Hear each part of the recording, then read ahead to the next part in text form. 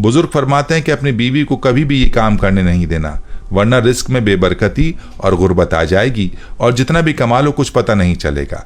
Number 1, कभी नंगे sir खाना मत पकाएं।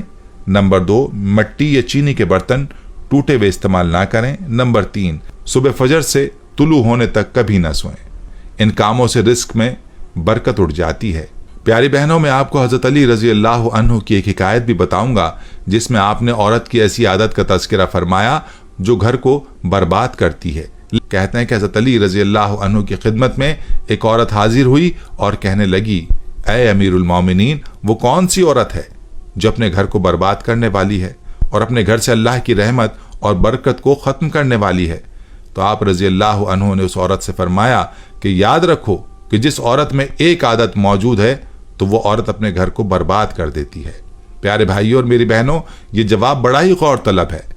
हज़रत अली रज़ी अल्लाह अन्हु ने फरमाया, याद रखो जो औरत घर में खाना पकाती है और अल्लाह का नाम लिए बगैर ही खाना पकाने में मसरूफ़ हो जाती है और खाना पकाते वक्त अपने दिलो दिमाग में हसद, कीना और नफरत रखती है, तो याद रखो यही वो औरत है जो अपने हाथों ही से अपने घर को तबाह करती है।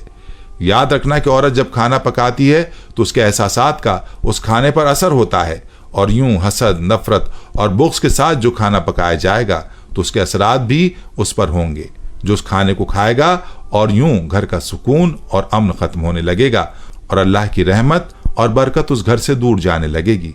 तो उस औरत ने हज़रत अली रज़ी अल्लाह अन्हु से पूछा कि ऐ अमीरुल मोमिनीन, इससे बचने का कोई हल है?